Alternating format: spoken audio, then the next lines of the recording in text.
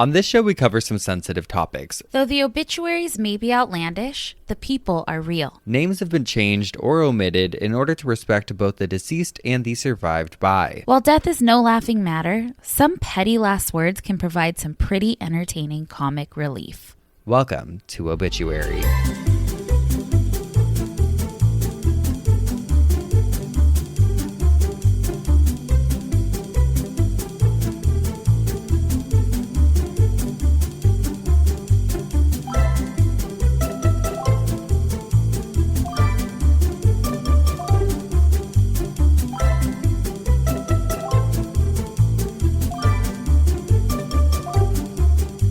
Welcome back to Obituary. I'm Spencer Henry. And I'm Madison Reyes. And sorry if we sound cool and young and hyped today. We're going to another rager in a little bit. Oh, we've got a rager. We've got plans, okay? Okay, we're going to an exclusive birthday party for my 8-year-old nephew. Is he turning 9 or 8? 8. Okay.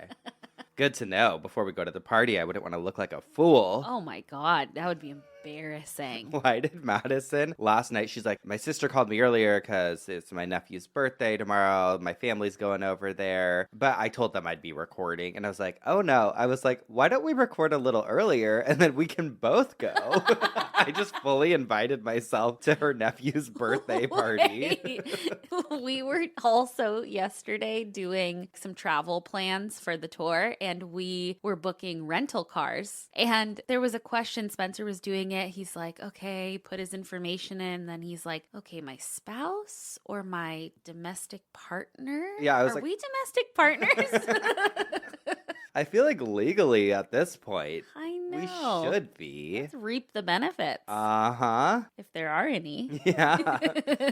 But needless to say, my plan of inviting myself worked out. Oh my God, I loved it. I was like, you want to come? Hell yeah. I, usually come over here with no makeup and just looking a certain way. Uh-huh. Today I was like, oh, well, I'm going to see some family, and not that they care, but like I don't want to smell. And so I was like, okay, I'm going to get in the shower. But I had to call you and ask you if we could maybe move our recording time about 30 minutes. Uh-huh. And I had to do that because we're getting roof work done on our house right now. And so we have roofers there and they're walking around. And I got into the shower and I looked up and I was like, oh, fuck, we have a skylight in here.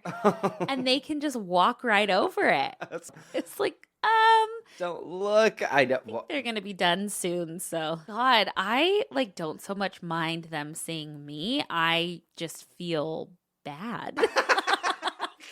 What if they looked down and saw this naked creature and fell off the roof? Yeah.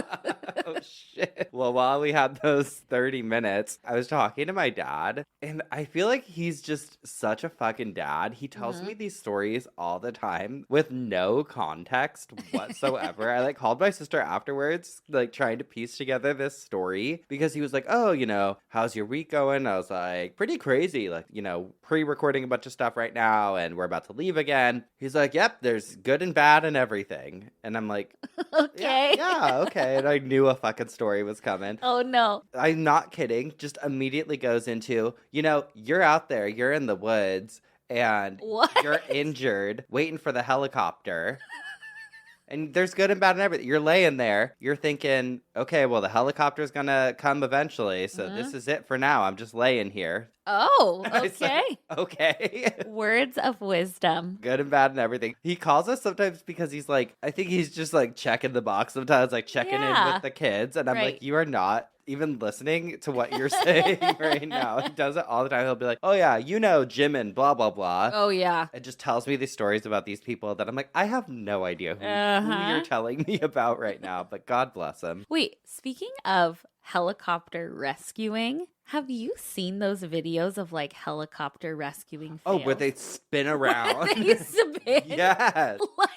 Put me down and let me die. Oh my God. I get motion sickness from walking. I could not imagine. Imagine every bone in your body is broken and you're just fucking doing 360s up there in the air. Oh shit. Put me down. I just think how, horrific it would be to be stranded somewhere and then finally thinking, oh my God, they're coming to rescue me. And then it's like, hold on, ma'am.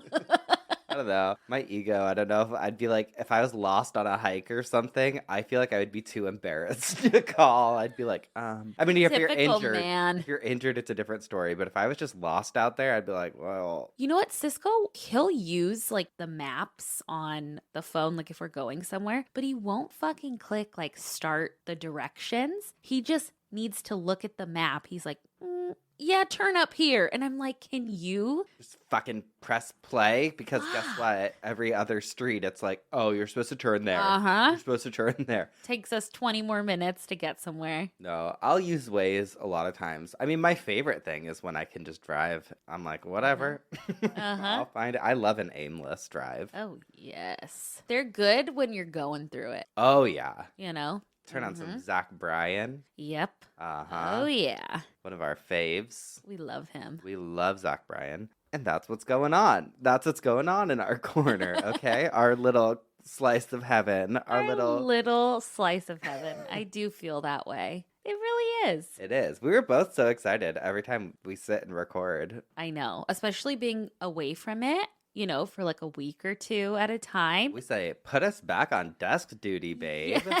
Yes, we love it all. truly. We love everything. And all of it's thanks to you, Geoffs. I know. Come see us in person. I feel like we talk about it every episode, but honey, it's the main thing happening in our lives right now. We got to plug it. This is show business. Showbiz, baby. Uh-huh. So obituarypodcast.com. Get your tickets. Come meet us. Come hang out. Come ask us a personal question. Ooh. We'll answer anything. We really will. No filter. No, we don't hold back in those Q&As. Oh, at that one, I think it was in Philly, we did a Q&A, and I just unleashed on my old employer. Remember that? Uh-huh. I was finally like, okay, let's do this. Stuff I would never say publicly yet. Yes. Yes is the key word. I'm always like, come on, trash them. I know. God. Okay, well, we received an email from a Geoff with a show suggestion. Okay. Like something we should watch. Oh, we still need to get on that obituary writer show. I know. Everyone's been tagging us. I guess one of the people on the show has a podcast. Yes. And so we need to reach out. I know. See, we're just not great at follow-up. All right. Yeah. Truly. Well, this Geoff Sierra said, hi, bitches. I'll keep this super short, but I can't pass up a second to tell you both how much I love you. You brighten my days and bring this stay-at-home mom some much-needed sparkle to the otherwise ordinary. Here's the point of the email. Bad Sisters on Apple TV starts off with a death erection. Literally What? in the first minute. Attaching a photo of the episode, The Prick promo. And look at this. It's like a person laying in their coffin with a death erection, but like a picture frame is covering it. So we'll post that. Obsessed with that. I know. How did we not know? And I'm going to sue them. Because only we can talk about death erections. Okay? Okay, perfect. We're also actually going to sue. We just get like cease and desist letters for talking about this. So I'm going to sue the Obituary Writer Show because we're the only people who have ever talked about an obituary before. Well, while we're at it, why don't we just sue anyone who wrote an obituary? Yeah. Don't even think about it, Geoffs, because we're coming after everyone. Wait, did you see that email we got yesterday? No, are we being sued? No, but someone just wrote to us this short email on obitpod, and I saw it and was like, okay. The subject was without capitalism, and then the innards said, the body of the email? Yeah. Also known as the innards. The innards said, without capitalism, you guys wouldn't have a podcast. Defeating capitalism is not an admirable goal. Ask Hong Kong. Who the fuck wrote that? What do we even talk about? We barely ever even get political on this show. When have we ever talked about capitalism? I don't know. It like cuts to, honey, fuck these capitalism. capitalists, okay? Hey, listen up, critics. Wait, also, whenever we do that voice, you and I both pretend to have a cigarette in our hand. Yeah, sometimes we have one in our hand. Get over it. Okay, that's what I'm going to say. Get over it, Melinda. Yeah, Melinda, listen. We don't even know what capitalism means. Is it when you capitalize things? Like letters? We don't know what anything means. We don't even know what we're talking Fuck. about half the time. Oh, please enjoy the show or don't. That's all I gotta say. I know, but honestly, I enjoyed that email. Like, I saw it and was like, it like made me laugh. Please. That's the thing. Sometimes people will send stuff and I'm just like, okay. Cool. I know most of the time we have like really beautiful, heartfelt emails, and then there's some. Well, we have a range because we also have like, hey, look at this dick they found on the side of the road. And we love it all. We love the criticism too. Keep it up, baby. Because we don't give a fuck. At least you're listening, Melinda.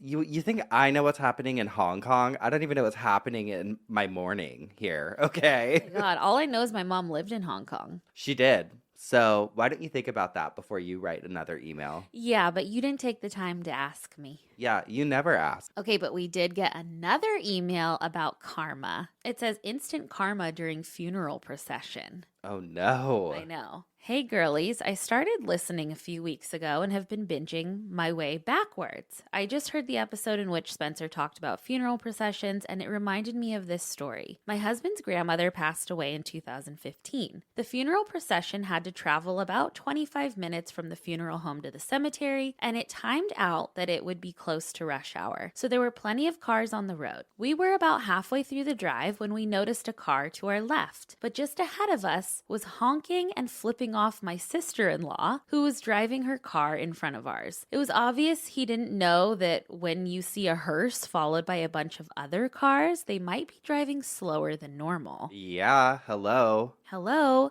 Moments later, this guy cut us off, then veered to the right to cross a median in order to get on a freeway interchange. Oh, shit. He ended up crashing into another car that had also crossed over a bit of the median to get onto that same interchange. Oh, shit. I had been watching the entire thing, so I called 911, and they asked for my phone number in case they needed a witness later. Sure enough, that evening, while we were gathered with family, I received a call from an officer who asked for my account of the events, and he informed me I was actually the only witness they had. He said my details were much different than the driver who caused the accident, but mine made more sense based on the scene. To this day, we still joke that my husband's grandma must have seen this dude flipping off her granddaughter after her own funeral and made sure he would pay. Oh my God. Also, have to tell you, I absolutely love the show. I convinced my sister Brina to start listening, and she texted less than 24 hours later, I'm officially a Geoff. Oh, woo! Woo! All the best, Alexis. You can use my name if you read it on the podcast. P.S. I can't be the first to say this, but you two would make the best guests on Too Scary Didn't Watch. What is that? Another podcast, I'm assuming. I'm assuming. We'll have to look into that. Check them out. Thank you for sending that email and your kind words about the show. When you were talking about calling the cops, it reminded me, I don't think called the cops in my life. Maybe to like report a drunk driver or something. But one time, remember how we used to always go to Tenno in Little Tokyo in downtown LA? One time, were you there when somebody was throwing big rocks through people's windshields? I don't think so. I don't know if you were there. You know how it's all street parking right there. Somebody had this like boulder, this man in the street, and he was going around throwing it through people's fucking windshields. Oh my God. He did it to like 3 cars. Luckily didn't do it to ours. But I did call the cops because I was like, hey, there's somebody just like throwing these huge fucking boulder through people's windshields. And the cops asked for my number. And so like a week or 2 later, they called me and were like, hey, would you come in as a witness? Oh no. And, no, I wanted to. I want to be a part of everything. Okay. I want to be a part of any investigation as long as I'm not the criminal.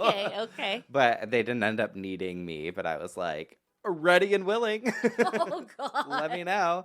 I'm like the bitch who wants jury duty because I'm like, I'm nosy. I want to know what's going on. You know, I was almost on jury duty for a murder. You were? Yeah. And I was not having it. They were doing jury selection. And at the time I lived with my sister, who's a lawyer. And I was scared because the person being accused of murder was sitting right there in the courtroom. Uh-huh. And it was like a gang-related thing. You're like, I'm not trying to get involved in all I of am that. not fucking trying to. So I was like on the verge of tears, truly. I was maybe 21. You're like, I'm actually in a rival gang, so I don't think I should be on the jury. I got bitched out by the judge. It was scary. I don't know if I really haven't told you this. No, what happened? They like go around and they ask, do you have any reasons that you wouldn't be able to serve on this jury? Uh-huh. And I said, well, I live with my sister who's a lawyer, and I don't know that I'll be able to not talk about this with her. And he did not fucking like that. He's like, well, if I order you by the court to not talk about it, then you can't talk about it. Like, you know, like a judge, like fucking gave it to me. And I felt like I was 2 feet tall and was like, fuck, man, I really don't want to be on this. This guy like shot some people. I don't know. I was accused of that. We did the whole thing on witness protection, how people have to go into witness protection. Well, listen up, Judge. Look who has the biggest fucking gavel collection on this side of the Mississippi now. Who's 2 feet tall, you bitch? I know. Ugh. I get it, though, because he's probably like this dumb young girl. I got out of it, though. I think they were like, we don't want to fucking deal with this bitch. So I got out of it. Oh, my God. Well, that judge sounds like a real asshole. A real asshole. And that's how we transition it back to Am I the Assholes, all right? Let's go to the court of obituary. Yeah, it's time for us to be the judges. This first one says, am I the asshole for not giving my family a heads up that I'm dating again after my husband's death? Okay. My 45-year-old female husband, Tim, and I married right out of college. We had a very happy first decade of marriage, including having 2 children, Luke and Beth, who are now 21 and 19. However, in our 30s, Tim developed severe depression and substance use disorder, alcohol and painkillers. His depression was treatment resistant, and that made him unable to fight his other addictions. Oof. Despite numerous inpatient psychiatric stays and several stints in rehab, he passed away of an overdose 5 years ago at the age of 40. Oh, God. We don't know and will likely never know if the overdose was accidental or intentional. After Tim's passing, I was 100% focused on helping our children be as okay as possible. Despite his demons, he was a great dad when he was able to be, and losing him was completely devastating for all of us. Lots of individual and family therapy helped, and Luke was able to graduate from high school with high honors and get a college scholarship out of state. Beth graduated last year with similar honors and is now also in college several states away. With both Luke and Beth now adults and away from home, I can finally focus on myself. It took me a long time, at least 3 years after Tim's passing, before I could even think about wanting to date again. Then, for the next year, I was focused on getting Beth through her last year of high school and off to college. However, once she went off to school in the fall, I started to dip my toe into the dating apps. It's been slow going. I've probably had a dozen or so dates total. That doesn't sound... Dozen? I've never had a dozen in my life. Yes, you're a hot commodity. Mostly first dates that didn't go anywhere. There was one guy I went out with 4 times, but we decided not to continue as we weren't feeling a more than friendship spark. So here's where the problem is. Last week, a cousin of Tim's saw me out on a date. She was in town for business and just happened to be at the same restaurant. She made a bit of a scene, coming up to the table demanding to know what I was doing with betraying my husband. What? Which really confused the gentleman I was out with. She then stormed out and apparently called Tim's parents and then called Luke and Beth. Now everyone is furious at me because I haven't given a heads up that I was starting to date again. Oh, we're gonna go in on this. But let me finish. I figured that if I actually started seeing someone regularly, I would let folks know, but until then, there didn't seem to be anything to tell. Yeah. Especially as Tim's parents live across the country. Luke and Beth are away at college. However, everyone involved, Tim's cousin, his parents, my kids, and assorted other relatives and friends who now know, say I am a huge asshole for not telling people in advance that I was moving on. Am I the asshole here? Not asking if I'm the asshole for dating at all. I've been a widow for 5 years. Just if I'm an asshole for letting people find out without a proactive heads up. No. Not the fucking asshole. Ma'am,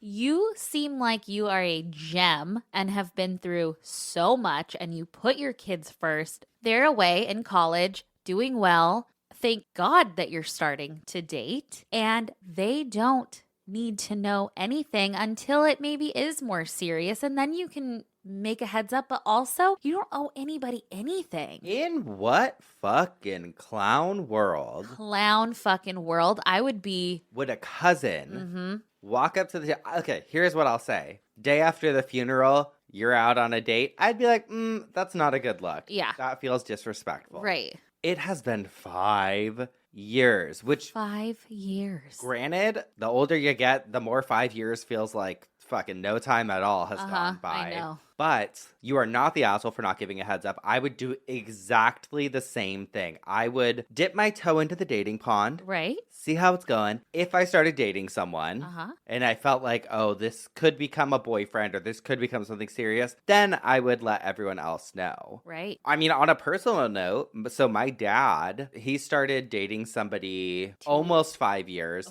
or like about 4 years after my mom had passed away. We fully had a conversation about it. Right. Me and Olivia were poking and prodding him to ask this one woman out who's been a part of our lives for a long time. We love her. I mean, we're also older. We're able to like handle things. I think when your kids are younger, it's more of like how could you do this? You guys know, like you guys love him so much and just want him to be happy again. Yes, because that's what this cousin should want. That's what Tim's family should want, her to move on and be healthy, happy dating, because that's the healthy thing to do. You want her to fucking sit at home and... They want her to just mourn him every day, wear mourning garb, and be miserable. Oh, you know who needs fucking help? Fuck that cousin. Tim's family. Oh, and that cousin especially. Please. Fuck them. I think the kids, same thing. Why would you tell them unless something was happening? That's true. There's probably a world in which you could be met with some resistance, but... I don't get it.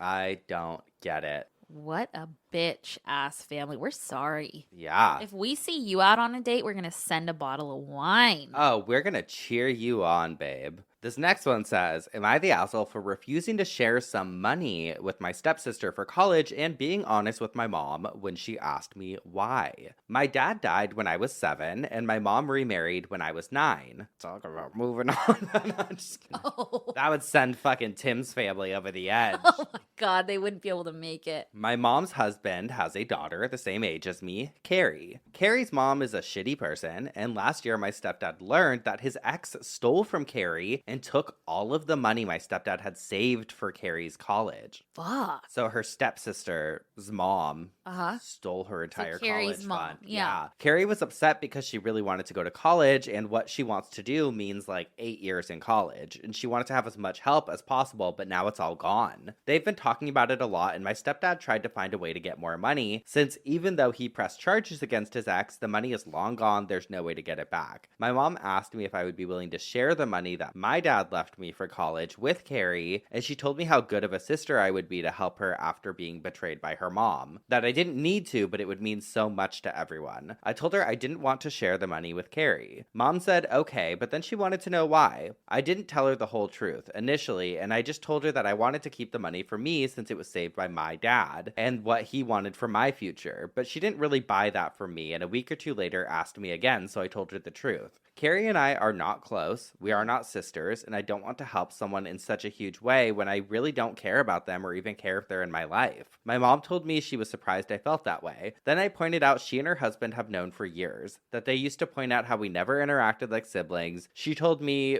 she figured we still loved each other in some way, and I told her I didn't.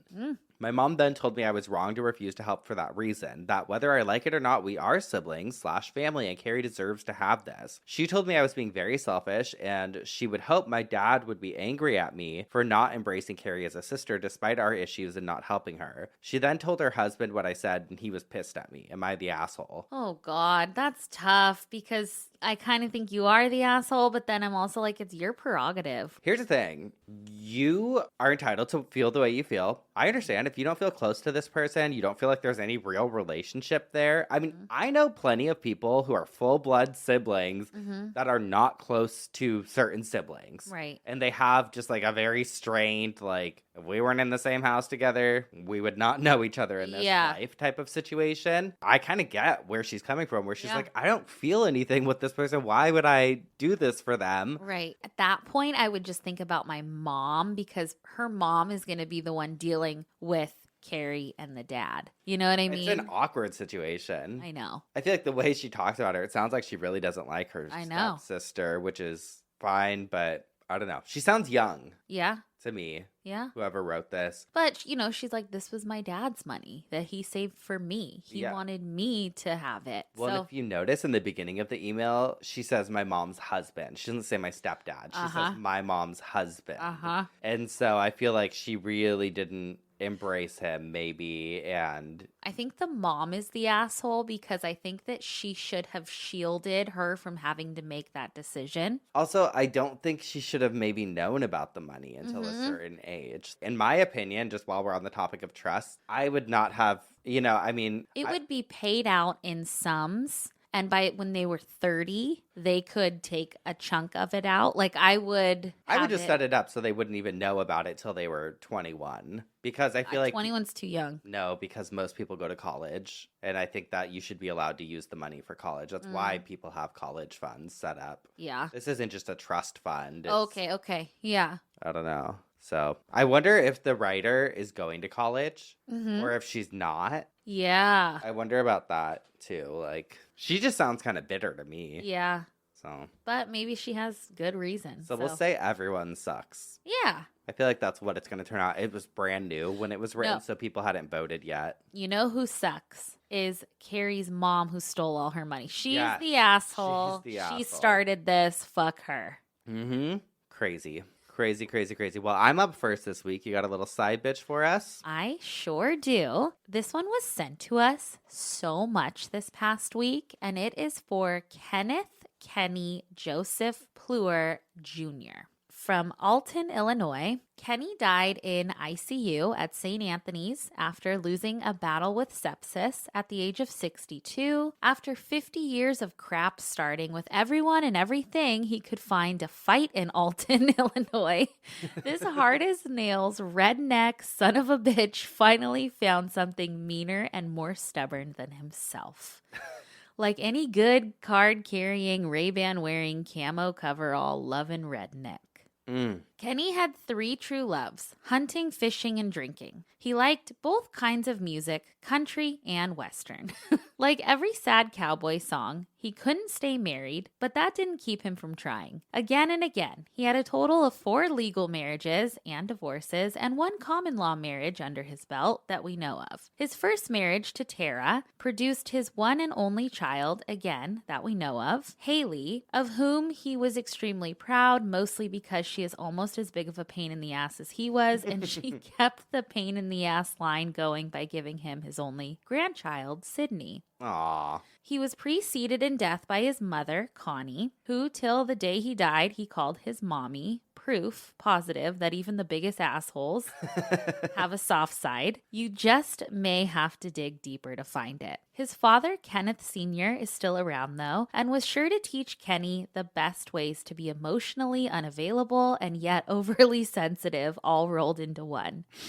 It's a strong family trait passed down generation to generation. Sharing the Pleuer family heritage are Kenny's siblings, all of whom managed to outlive him, which is no surprise, seeing as he was equal parts daredevil and lush. I mean, seriously, he probably invented the phrase, "Hey, y'all, watch this." From first to last, they all loved him till the end, which is a miracle, seeing as he took the idea of being hard to love as a personal challenge. Diane, Eddie, Amy, Susie, and stepsister Claire, who was fortunate enough to grow up completely separately, so she is likely messed up in other non-Pleuer ways. He is also survived by a plethora of nieces and nephews that he terrorized and traumatized in countless and original manners. Truly, it was a survivorship when it came to Uncle Kenny. Originally from Oak Ridge, Tennessee, Kenny had a green thumb, was outdoorsy, and was a skilled carpenter. This meant that he was great at growing his own weed and was champion of hide and seek for $2,000 a week. when he worked for the union. He actually was a halfway decent carpenter. People bragged about his craftsmanship if you could convince him to show up and work, which most people weren't capable of accomplishing. Kenny spent an inordinate amount of the last 5 decades on his buddy's farm, and if you didn't pay close attention, you may have missed the fact that his non-sexual life partner, aka best friend, aka Mike Norris, actually owned the farm, not Kenny. He didn't allow details like that to get in the way of a good story, like the time he actually saved someone's life by being prepared for the end of times and commie attacks. Kenny was good at just about anything he tried to be good at and was wicked smart, but that didn't stop him from trying his best to do absolutely nothing except drink, smoke, and listen to music. We will be celebrating his life the good old-fashioned Kenny way with a party at the Wood River Moose. Doors open at 5:30. There will be food and beer that you don't have to pay for, Kenny's favorite, at 6, and people will start talking crap about Kenny and his life around 7. Although there will be music and mayhem, don't plan to stay too long. We are going to kick you out at 10 p.m. Save your money. Please don't send anything, flowers, donations, etc. Take a trip to the dollar store in Kenny's honor instead. Aww. I loved that. That's a good one. That feels like a main obituary. I know. It was a star player. Wow. Love it. Well, we're going to take a quick break, and when we come back, we'll get into some coffin spinners. We'll be right back. And we're back. Spencer, I can't wait to hear what had you spinning in your coffin. All right, Geoff's girly. I've got quite the story for you this week. We are going to be discussing the TriState Crematory scandal.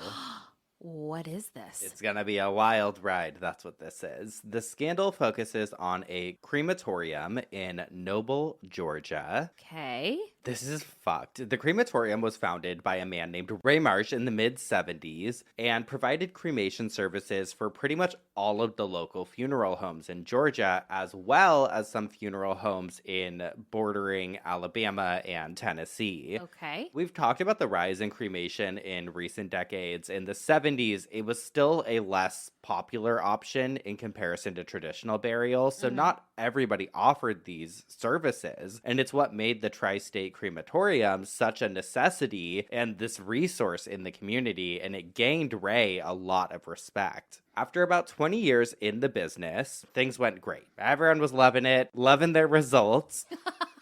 Ray unfortunately runs into some health complications. He had suffered several strokes in recent years, and this, coupled with complications from diabetes and a recent dementia diagnosis, forced him to pass the baton. So he turned over the crematorium to his son, Brent. Okay. Brent was a junior in college at the time, probably not super well equipped to take over this massive business.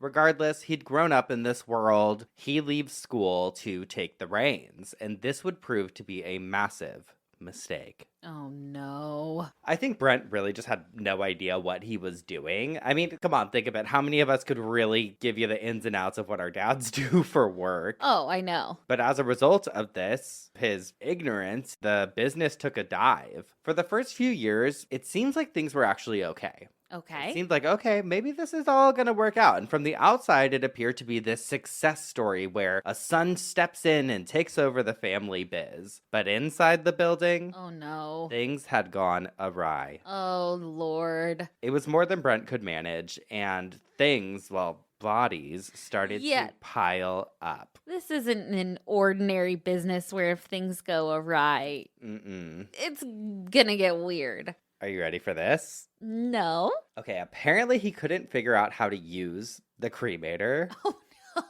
no. Sometimes the door of the retort wouldn't close. If it wouldn't close, the machine wouldn't run. So instead of calling, a repairman, Brent starts hiding bodies around the crematory. Oh, fuck. Why would you go from that to that? I know. Well, I don't fucking know. So the families were still bringing bodies there. Like they still serviced thousands of bodies during this time. Okay. And they would come and collect their loved ones' remains. But what they didn't know is they weren't getting their loved ones' cremated ashes. They were getting a mixture of soil and concrete dust. What? It was only a matter of time until somebody would notice. But unfortunately, it took several attempts for authorities to give this a proper investigation. What a fucking idiot. Uh-huh. So according to Grunge, the first incident report came in the year 2000. So he's been running this for a couple years on his own. They say, quote, Gerald Cook, who was a propane delivery driver for the Blossman Oil Company, was on a delivery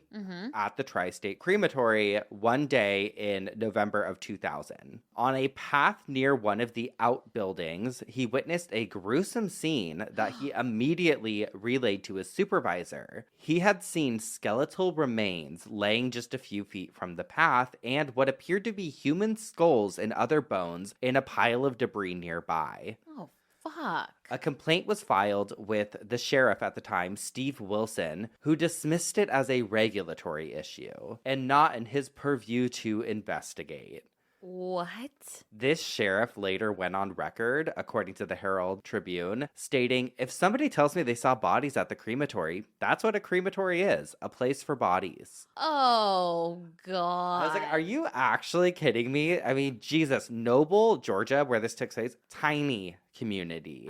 You really couldn't be bothered to go take a look. Wow. And if we want to get technical, the bodies are supposed to be inside the crematory. Right. All right. So that delivery driver, the propane deliverer who had reported this in the first place, didn't return to the crematory until almost exactly a year later in October of 2001. The last thing he knew was that he had made this report about the bones on the premises. So perhaps naively, he thought that his initial complaint the year before meant that things would have been taken care of. Couldn't have been more wrong. He arrives, he goes inside, he begins to fill the tanks with propane, and he was once again met with a horrific sight. George noticed a backhoe 20 feet from where he was standing, and next to the backhoe, out in the open, was a body in a severe state of decomposition. Oh, God. He then noticed a blue tarp was covering a mound that he assumed held additional bodies.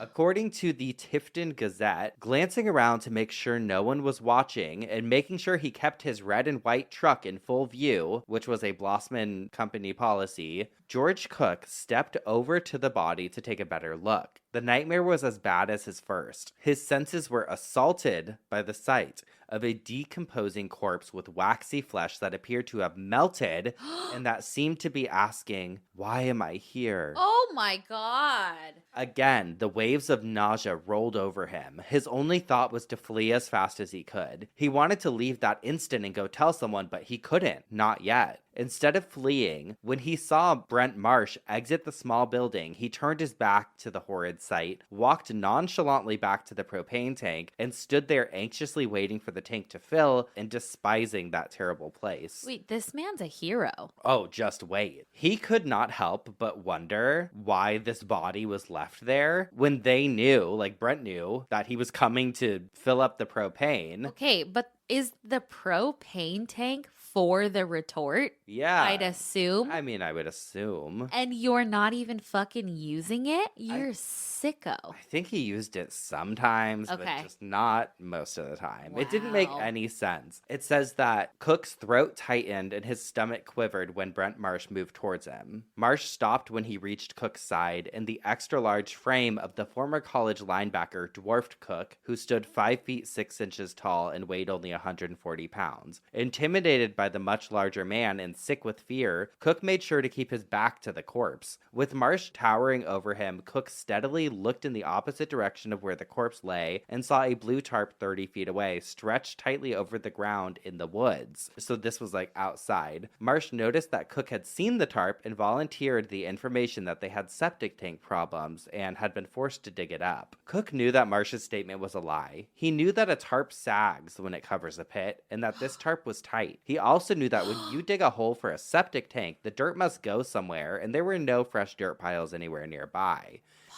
Cook thought that the tarp was hiding something, but he had no desire to see what that something might be because he suspected it would only deepen his already growing nightmare. While Cook didn't know what was under the tarp, he knew very well what was lying in the open 20 feet behind him and Marsh, which was that corpse.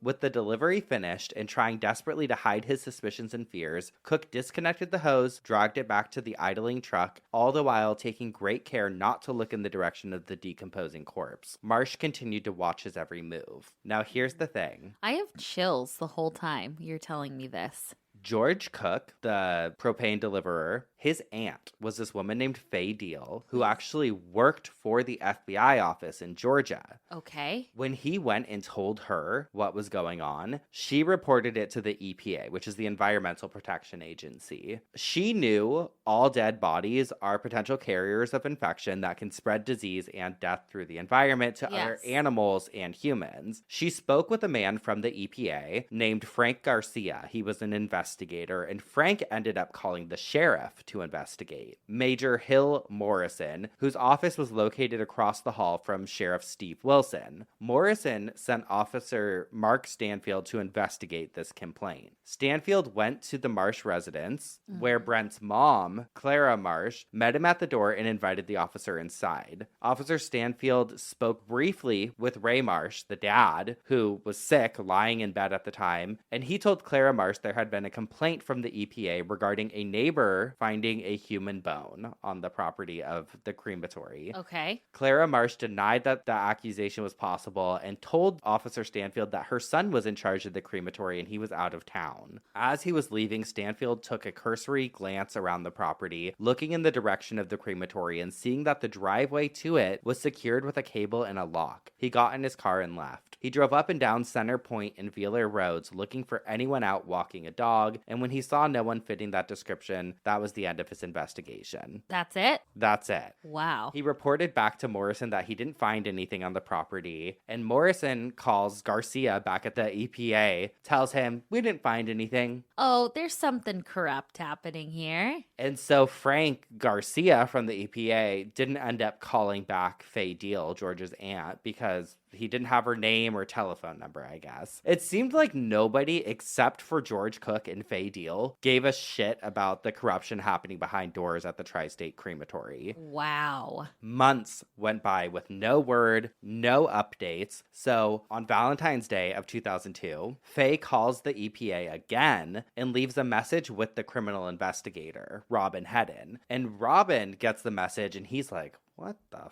fuck is going on? Next day, he's out there investigating. He had driven from Atlanta to Noble, heads straight to the crematory with another investigator to check things out. This needs to be a movie. I know. Because they were with the EPA, they don't need a warrant. Okay. They can just go straight onto the premises. They didn't even notify law enforcement that they were going there. They just show up. Badass. And so going back to that grunge article, they say, when they arrived and opened the door to the first building on the property, the two were shocked at what they saw. Bodies were piled around the room in various states of decomposition. Fluids still oozing from some of them. Oh, God. There were several bodies dressed in this the imagery with this, several bodies were dressed in hospital gowns and still had their hospital ID bracelets secured around their wrists. Oh my God. It gives me chills, it makes me want to cry, and it pisses me the fuck I off know. thinking of my loved one. I know. That died in the hospital being taken here, supposed to be cremated, and it's just stacked in a fucking pile. When you said that George looked at one of them and they looked back at him like, why am I here? Oh my God. Beyond every door, they were greeted with scenes that were more and more horrifying. The Walker County Sheriff's Department soon arrived to the scene to assist. Fuckers, they didn't do shit. Now you're here. Yeah. As more authorities arrived at TriState, more horrors were revealed. The Times Free Press reports that the decomposing body of a man in a suit was discovered in a wooden box, the skeleton of a baby at his feet. Outside on the grounds of the crematorium, a dilapidated hearse held the badly decomposed body of a man inside of a casket. Some bodies appeared to have been dragged across the floors of various buildings on the property and left to rot. What? County Sheriff's Detective Walter Hensley stated it was like something out of a Stephen King novel and verified that whenever any building was opened, more and more bodies were discovered. Oh my God. On February 19th of 2002, Dr. Chris Sperry, who's Georgia's chief medical examiner, told the media that 149 bodies had been discovered at that point. So that was about 5 days later. These coffins appeared to have been buried in the ground at one point and then unearthed. Officials informed the public that a mobile morgue unit had been brought to the scene to help with the remains that were constantly being discovered. A team of nearly 24 experts consisted of trained pathologists, doctors, nurses, and other professionals were dispatched with the mobile morgue unit, and this was the same team on site to help identify victims at the World Trade Center in 2001. Wow. Inside a storage building, there was a set of vaults that were opened, and after entering them, surprise, investigators discovered that they contained human remains in various states of decomposition. The largest of the vaults contained roughly 40 bodies, while the smaller ones had been crammed with 20 or so. According to the Chattanoogan, this situation lends some credence to statements given by the media by several nearby residents. In a bone-chilling revelation, residents stated that they had not seen smoke coming from the crematorium's smokestack in years. Oh my God, I didn't even think about that. The Times Free Press reports that the elder Marsh didn't have a license to operate, so the initial guy who founded the place in the first place, Ray Marsh, it had lapsed without renewal, but officials had such lax regulations in Georgia at the time that it was overlooked. After all, people in the community trusted Marsh, as they would later trust his son Brent. The media outlet also revealed that Brent Marsh was not a licensed funeral director, and when questioned, the state of Georgia admitted that at the time, these licenses weren't closely monitored. Wow. Which is something that I've realized more and more since doing this show. I'm sure there are a lot of really great people investigating, like regulators and all of that, but I feel like funeral homes and the funeral business really gets overlooked sometimes. I think people are like, oh, they're already dead. Uh-huh. Which is so fucked. Okay, well, get this. The search ultimately recovered 339 uncremated bodies. And of the 339 bodies that were discovered, only 226 were identified. DNA testing was possible in those cases where a living relative was available, but in other cases, it was considered unlikely officials would ever be able to identify the remains. It was during the investigation that Brent Marsh told the authorities that the retort was broken, and so they went around and asked other cremators. They were like, is that something that happens? If that was to happen, what's the protocol? And they all were like, if the machine breaks down, proper maintenance would have kept the incinerator working, noting that most oven manufacturers have regular maintenance programs available. Ray Brent Marsh was arrested on over 300 criminal violations and was ultimately charged by the state of Georgia with 787 counts, including theft by deception, abusing a corpse, burial service-related fraud, giving false statements. He was facing a possible prison sentence of thousands of years. Before his sentencing was given by the judge, they allowed him to make a statement in court, but first they let the victim's family members speak. And for 6 hours, more than 20 relatives of the deceased that were left in Marsh's care spoke in what could only be described as a harrowing and emotional day in the courtroom. This fucking pissed me off, because when it was his turn to talk, after hearing all of these horrified stories from these victims, all he said was, I can't give you the answers that you want, but I can apologize. When he was sentenced, his final words were, I will not cry when I go into my jail cell. I will not whimper. I will accept my punishment and do my time. Okay, like you're some hero, bitch. Almost 1,700 members of the families of the identified corpses sued TriState and the funeral homes that had shipped the bodies there, and were eventually granted class action status in 2 courts in 2 different states. Brent did plead guilty. He was sentenced to 12 years in prison with credit for the time he had spent in custody before obtaining pretrial release on bond. He was sentenced to concurrent sentences in Georgia and Tennessee for all of the criminal charges related to the incident. He received a sentence of 12 years in prison as well as 75 years of probation in Georgia. The sentence was the product of a plea bargain, which was reached contemporaneously with the settlement of the civil litigation. On June 29th of 2016, Ray Brent Marsh was released from the Central State Prison in Bibb County, Georgia, after serving his 12-year sentence. His attorney offered an unusual theory behind the client's actions. The Chattanoogan reports that his attorney revealed that Brent exhibited several physical symptoms that are sometimes indicative of mercury poisoning. He went on to state that many of Brent and his father Reyes' symptoms and illnesses were likely from prolonged exposure to some dangerous element, perhaps the mercury from tooth fillings that would melt while a body was being cremated. And But he wasn't doing any cremating.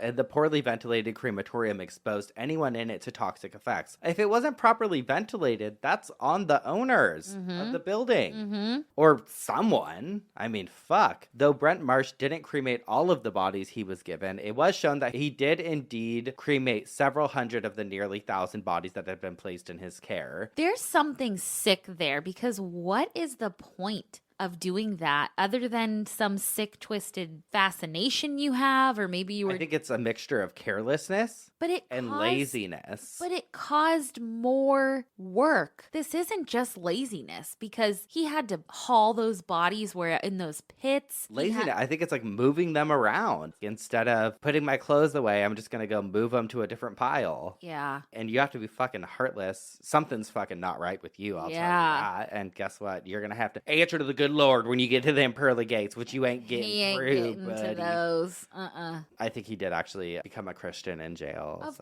course he did. So all is good. it's forgiven. Yeah, all's forgiven. We're straight. He obviously is no longer allowed to work in that field. And he's also, I was happy to see this, he's not allowed to make a single dollar from this story whatsoever. Good. No books. So please no make a movie about this, expose his ass, Uh-huh. and don't give him a fucking dime. Uh-huh. But that is the story of the TriState Crematory scandal. Oh my God. That was riveting. It really was. I loved that and hated it. But Wow. Thank you, girly. Wow. Horrible story. Absolutely horrible. We actually talk about kind of similar stories at the live show for part of a. Oh, part of you one of do the have segments. one that, yeah. I But that one is personal. Honey, listen, there's a lot of corruption going on at these funeral homes and at these crematory. Make sure you just do your due diligence. At least check out the Yelp page. Maybe do a little drive-by. Yeah, definitely. See if there's smoke coming out of those chimneys. Yeah, show me the smoke, honey. All right, well, we're going to take one more quick break. And when we come back, we'll hear what had you spinning in your coffin. We'll be right back. And we're back. What had you spinning in your coffin this week, girly? All right, girly. I can't believe that we haven't talked about this before on the podcast. Excarnation. My favorite type of flower. Oh, you know what? Carnations make me think of funerals. Yeah, that's what people say. I think it was Madonna. One time she was given carnations. She was like, don't ever give me carnations. Really? Probably. Carnations and lilies. Sounds like her behavior. Lilies. They smell like a funeral home. They remind me of funeral and doctor's offices. Uh-huh. Well, now that we got that out of the way. Sorry.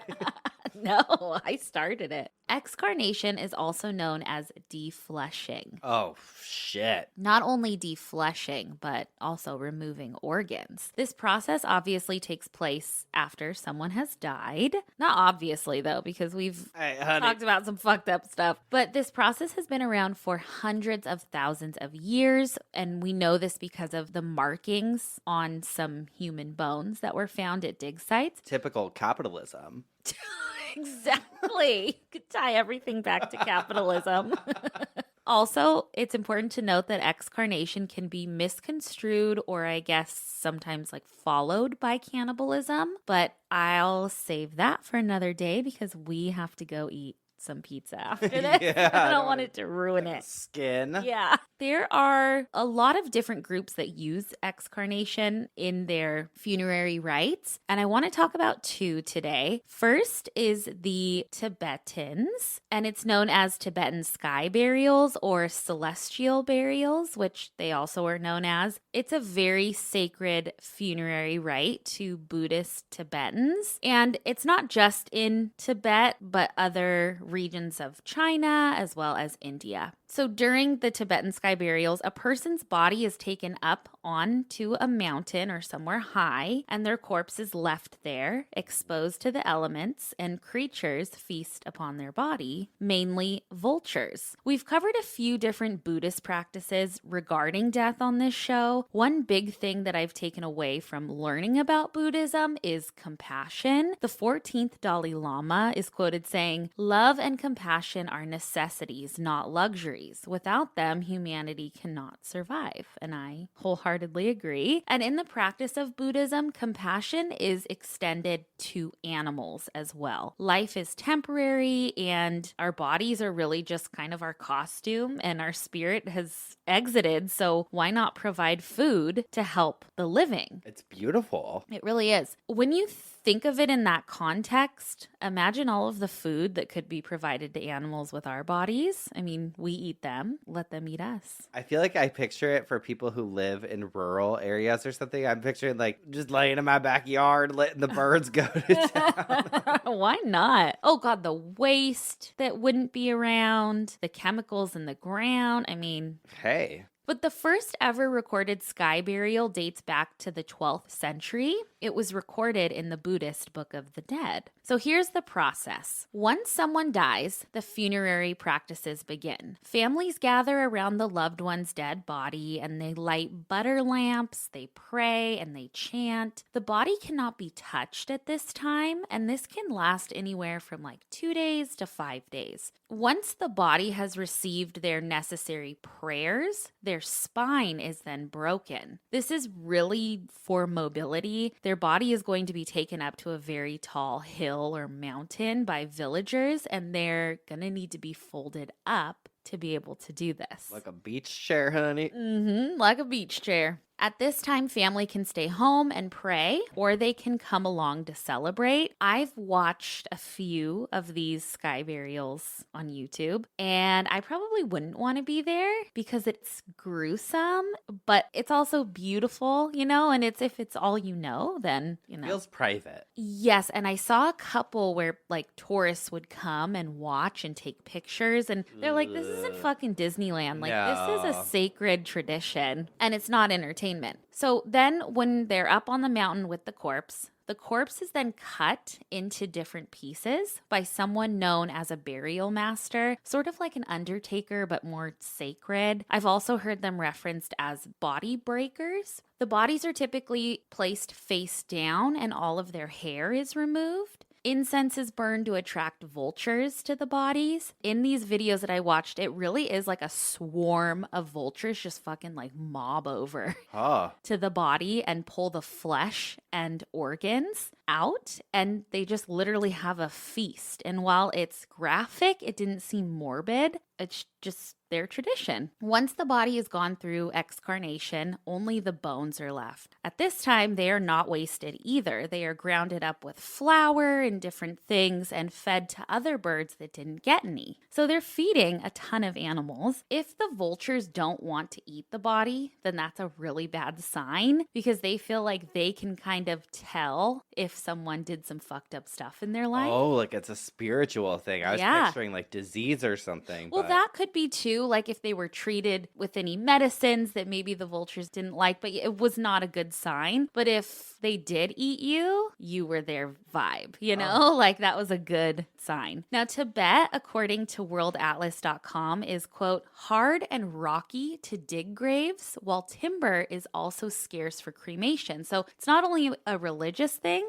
it's also a very practical thing. This is not to say that cremation and water burials and in-ground burials don't happen, because they definitely do. Like if you died of an infectious disease, you were not qualified for a sky burial and then would instead be buried or cremated. And sky burials are still the most popular method in Tibet. Wow. Yes. And then our second group of people that I wanted to talk about were the Zoroastrians. Zoroastrianism is one of the oldest organized religions on earth. Sounds culty. It kind of seems like it, but I don't know. The Oxford Dictionary explains it as a monotheistic pre-Islamic religion of ancient Persia founded by Zoroaster in the 6th century BC. And Join Cake says, quote, thousands of years ago, the Zoroastrians migrated all over Europe and India. They spread their beliefs to become the leading religion in the Persian Empire. Some scholars think that Zoroastrianism may be the basis for later religions like Judaism and Islam. Today, the largest group of Zoroastrians are found in India. In this religion, a dead body was seen as evil. A dead body could become home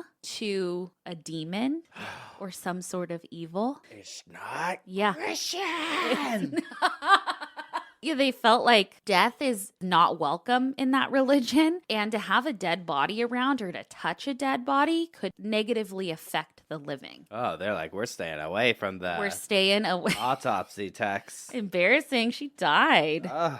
God. Now, of course, they loved their loved ones, right? But there were precautions that they had to take. So certain distances had to be maintained between the living and the dead. And also, earth, fire, and water were all extremely sacred to the Zoroastrians. So putting a dead body into the ground could disrupt earth and possibly the water supply. And also, cremating would only contaminate the air. So they had to figure out a way to get rid of the dead bodies that was in a way that wasn't harming the elements that they believed in. Okay. Okay, so what did they do? Well, they still found a way to honor their deceased, of course. There's a funeral procession that they would do to something called the Tower of Silence, or also known as the Dogma. Tower of Terror. The Tower. They put them on the ride. I'll show you pictures, and while I get it's, a tradition, it almost freaked me out more than the sky burials. The Tower of Silence is also known as a Dogma.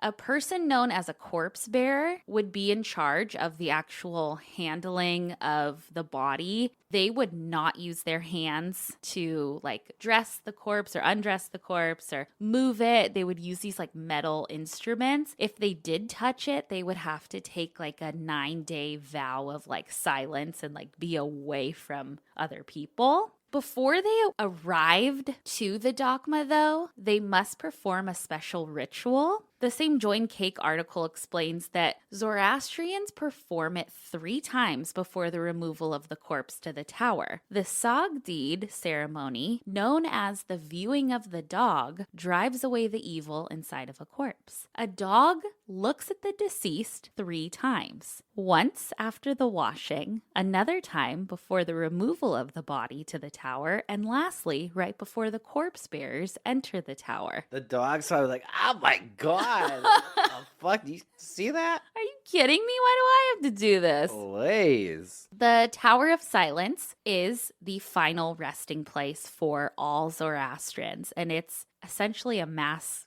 grave. And the placement of it is strategic. So the Dogma is a large structure, picture an amphitheater. It's raised and it's a circular building. I think they're 18 or 20 feet high. Okay. And they don't have a roof. Honey, that's the Hollywood Bowl. It looks like a big bowl, right? Yes. Well, there they would leave the bodies. It's shaped circular. So on the outside, men would go. On the inside, women would go. And then on the innermost circle, children would go. So it was essentially like a ring. Okay. Right? There's pictures of these dogmas filled with bodies. Filled. Wow. Filled, just 3 different rings. And then there's a well in the middle of it. I'll post pictures. It's a little hard to explain. Once the bodies were undressed and left in the dogma, they were then exposed to the elements. Again, vultures and other scavengers played a crucial role in the excarnation of these bodies. They would feast on their bodies until only bones were left. This typically only took a few hours, and after a period of time, generally a year, the bones that are left have been bleached by the sun. They are then pushed into that middle well/pit part of the tower and dissolved in lime. Then they're filtered through charcoal and then kind of flushed away with rainwater. Okay. In the 1970s, the practice of using dogmas was outlawed in Iran. Space for towers remains a problem, and also the fact that most vultures are extinct in the areas that have high concentrations of Zoroastrians caused a problem. In India, dogmas are still being used, but they're fading. In Mumbai, they have a Tower of Silence that uses solar concentrators to excarnate a body. So, heats. Accelerates it with heat. Yeah, it accelerates it. It definitely is not as fast as a flock of vultures, but it does the job, and it still is in the confines of the religion's rules and beliefs. Huh. Today, if a Zoroastrian doesn't have access to a dogma or solar concentrators, one thing they can do with a body is put them into concrete and like encapsulate the body in concrete and then bury them. Oh. Very interesting. You'd never know it. No. Every time I'm at an arena now, I'm going to think about it. I know. The Tower of Silence. There's definitely a lot of other groups of people that excarnate,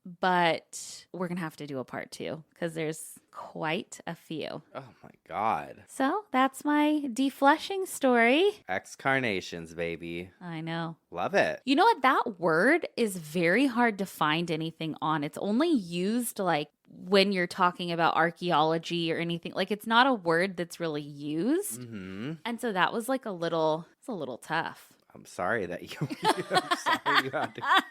Wow. The sacrifices. The sacrifices. All right. Well, thank you for that beautiful imagery. It's really, I love hearing about all of the different traditions that people have. And one of my favorite traditions when it comes to death, Madison, is an obituary. It's an obituary. And this week I have one for somebody who we're just going to call Jimmy Sr. Okay. He passed away on Friday, September 6th, 2019. Loving father, brother, grandfather, and ladies' man. Oh. Jimmy was born on July 16th of 1943 in Wichita Falls, Texas, to Otho and Tina. Not being able to make up his mind, Jimmy attended several colleges before deciding to start his career with the City of Henrietta water plant, where he managed to become a supervisor for over 20 years. During this time, he got married, but it didn't last. Jimmy was no quitter, however, so he gave it another shot. Didn't work out with either of his wives, but they managed to remain friends, and from it, he became a father to 6 children. Wow. 5 daughters, LaDonna, Crystal, Rebecca, Carolyn, and Suzanne, and 1 son, Jimmy Jr. Jimmy had a passion for gardening. No matter where he lived or with whom he lived, you can be sure he had a garden. He enjoyed carpentry and woodwork, and he combined these 2 hobbies, creating extraordinary works of art. Not to mention, he became one heck of a handyman, and chances are he accomplished both without ever setting his beer down. He loved his old country and western music, movies, television shows, and would never turn down some good old-fashioned country hometown food. Then again, Jimmy never turned down any food. He just loved to overindulge in pastries, Little Debbie's, cookies, his grandkids' Halloween candy, and anything else he knew would cause his blood sugar to skyrocket. Being a diabetic was not about to rain on his sugar parade. Oh. Let us not forget his love and devotion to his one and only favorite football team, the Dallas Cowboys. Jimmy loved to tell stories, and you could be sure 50% of the story was true. You just never knew which 50%. He loved and adored all his grandchildren and great-grandchildren, and he'd do anything for them, even if it meant playing dress-up, getting makeup put on his face, and letting them curl and braid his mullet. Reading bedtime stories nightly, or even getting out of his warm bed to go stand outside in the cold so they could silly string him. Jimmy was known for his sarcastic humor, his self-made old-timer sayings, and his ability to spark up a conversation with anyone. He never met a stranger, especially if it was a woman. Oh. Jimmy had no shame in his embarrassing but hilarious 24/7 flirtation and definitely had no filter. He would shoot his shot at every opportunity he got. Didn't matter if it was the nurse, doctor, dentist, cashier, waitress, or even a female police officer pulling him over. He had the ability to crack a joke and make anyone and everyone laugh in any given situation. Jimmy was hands down one of a kind and made sure that everyone knew he was by not only leaving one heck of a mark on the world, but by being just one of the many people that could pull off a mullet haircut. Literally almost his entire life. Jimmy will be remembered by so many for so many reasons and for giving us so many unforgettable moments to cherish. Oh my God, I love Jimmy. Love Jimmy. I feel like it just gave a really good view of him. I thought about like, oh, what a cutie getting dressed up in silly string. Princess stuff and silly string. I love it. We love it. We love a man with a mullet. We sure do. I'm looking at one right now. Who you got? All right, I have Barbara. Barbs. Barbara was born the youngest of 3 children to Dr. William Walter Bryant and Betty Bird Bryant on February 24th, 1956. She spent her youngest years in Cambridge, Ohio, where her father, and we should say very best friend, was a family doctor. She moved to Orange, Texas when she was 8 and quickly rose to fame due to her incredible long-distance running talents. This, of course, stirred feelings of jealousy in her older siblings, Bill and Kathy, but her charm was so overwhelming that they couldn't help but adore her. She graduated from high school early and attended Texas Christian University, where she met and subsequently fell in love with many men, but finally settled on a bespectacled boy from Upper Arlington, Ohio, named Thomas Havens. What a pair they were. From New York to New Orleans to Paris, they went everywhere and did everything with a cocktail in one hand and a cigarette in the other. Hell yeah. Most importantly, they laughed, and God did they laugh. The typical things followed: moves, marriages, and careers, until one day she found herself pregnant. They moved back to Dallas and she gave birth to baby boy John Franklin Havens II. There were slightly fewer cocktails, but just as many laughs. Before John was a year old, they found themselves back in Columbus, and Barbara was finally able to pursue her one true calling, being a mother. She was great at it. 4 years later, a daughter came, but much too early at only 25 weeks. The only day Barbara was not at the hospital caring and praying for her daughter, Parker Rain, was her son's 4th birthday, and she went back to the hospital after her son was asleep, hugging his Transformers. People often say that their children are their life, but few live it as completely and with as much joy as Barbara. She was a perennial room mother and volunteer at Columbus School for Girls and wherever her son was currently attending. She was a fixture. Oh, we also forgot to mention, she was stunning. 5'10" with hair the color of an oak leaf in fall and legs for days. Oh, baby. On the night of a fundraiser, Tom and Barbara were hosting for Columbus Ballet Met at Villa Dazzler. She stood at the top of the stairs and was so devastatingly gorgeous that Tom literally couldn't breathe. Oh my God. He passed out and was rushed to Oh my the God. OSU hospital. To this day, he hears a faint ringing in his left ear. Barbara was also a very early advocate for LGBT rights and HIV/AIDS fundraising and research, having lost some very close friends to the disease and vowing to not let it happen to anyone else. It was a bit of a lofty goal, but she always was a touch dramatic. She loved old movies, The Red Party, David Bowie, reading art in all of its forms, and doing literally anything with her children. She loved her nieces and nephews, and drinking coffee and smoking cigarettes with her sister at the breakfast table while ordering useless crap off of QVC. I love her. She loved her friends. She loved her mother, Betty. She loved making people laugh and being made to laugh. Time passed and her children grew and went off to college, though Barbara and Parker still spoke daily. They mostly talked about John. Barbara continued to be active with the help of her personal assistant of 20 years, William Hubbard, in HRC Columbus, Columbus Arts Council, Columbus School for Girls, the AIDS Quilt Project, and anyone, I mean literally anyone, who needed or asked for it. Barbara had a large vocabulary, but no was not included. In 2009, she got a chance to pursue her true calling once again with the birth of her first granddaughter, a redhead just like her. 2 more would follow, and after a quick trip to the nearest phone booth, Barbara became Super Nana. She so loved being back as CSG to pick up the girls from school and head to COSI or Bicentennial Park, or to attend Grandparents' Day in red leather gloves and a fox fur throw. Hell yeah. In 2014, her daughter and son-in-law adopted Sir Winston Churchill, a snarled-toothed Frenchie, who was quite fond of rides on Nana's lap, and the family was complete. Again, so much laughter. Her passing was sudden and unexpected, but she took her last breath surrounded by her children in peace, though we were disappointed at no last witty quip. Her father, Big Brother, and Corbett Reynolds, along with too many friends to name. You know we pay for this by the word, right? Were waiting with open arms on the other side as she finally got out of that damn wheelchair and retired to a Louis VIII style chase lounge like the lady that she was. We love you, Mom. Services will be held, and then there will be a cocktail reception after. laughter. In lieu of flowers, she's got some scholarship funds and funds to donate to. Oh, I love that. Love her. Love Barbara. What a great life. I want to party with Barb. Me too. We can all smoke cigarettes, order weird stuff off of QVC. Yeah, that's going to be us one day. I know. I love it. Oh, and lots of laughter. Lots of laughter. Speaking of, we've spun in our coffins. We've bitched our obituary. I guess that means it's time for some dumb Ass criminals. There you go with your hands. Oh no.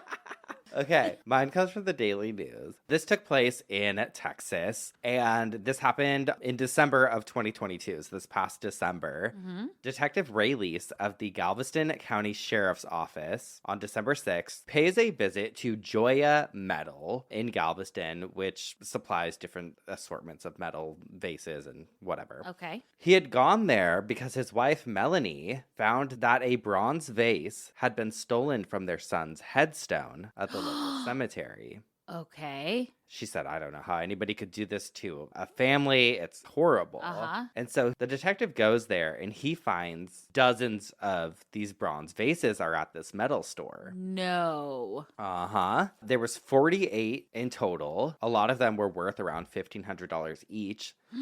Turns out they had all been stolen that past June from Mount Olivet Cemetery. The detective goes and talks to the guy working there, and the store manager, Julio Sanchez of Joya Metal, told the Texas City officers that this man, a 41-year-old named Scott Bracci, had sold them all of the vases over the past couple of months. Oh, God. Turns out that Scott had gone to the cemetery and just fucking did a big haul. And I didn't even know those were really worth anything, but fully went through the cemetery and stole dozens How do you take them off? of these fucking vases. Oh my God. And sold them. He was in possession of 30 of the vases when they found him and arrested him. And he was charged with theft of more than $30,000 and is being held in the Galveston County Jail on $30,000 in bonds. But I was like, it feels very What a obituary. dumbass. Yes. Such a dumbass. I mean, honestly, I feel like my coffin spinner was the real dumbass of today's story, but he was evil. Oh my God. Well, I have a dumb criminal written in by a Geoff. She actually wrote it out. So I want to read it because it made me laugh. It says, "Hey, my lovely lady lumps.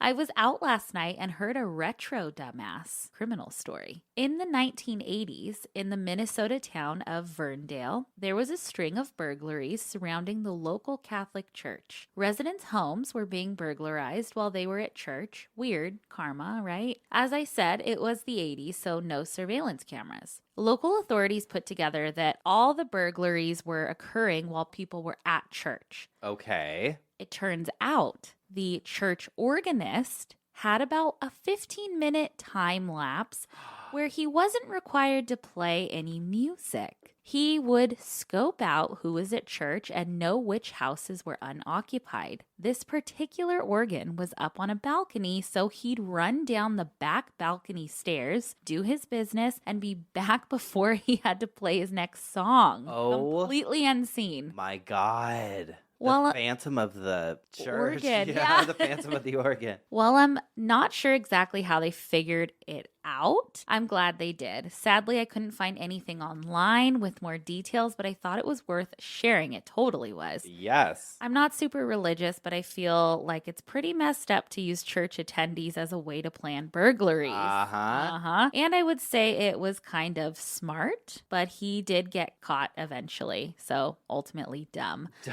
Love listening while I cackle in my car. See you in June. Calica. Where are we in June? We're in Chicago, Minnesota. Minnesota, and Michigan? Uh-huh. We'll see you at one of those. We'll see you, babe. Oh my God, thanks for writing in. Thank you. That was a great story. Well, our dumbasses have to hit the road, but you can visit obituarypodcast.com and check out where to follow us on social media. We're at Obituary Podcast on Instagram and all of that. I'll be adding the P.O. box there. But anything and everything you need to know can be found on our website, including tickets to come see us live in person, baby. Come see us. We We want to meet you. Yeah, we want to fight you. No, we don't. Melinda. Melinda, maybe. Just kidding. All right, well, that's it for this week. We'll see you next week for some more coffin spinners. Obituaries. And dumb. Ask Criminals. We're going to go vape at a child's birthday party. Goodbye. Bye.